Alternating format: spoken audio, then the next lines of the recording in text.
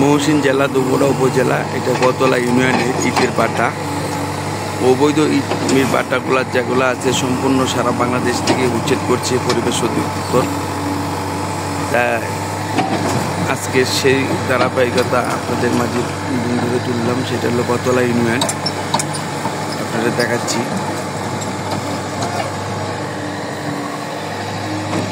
গতলা ইউনিয়নের যে ইটের ভাটাটা ভাঙা হচ্ছে এটা অবৈধ।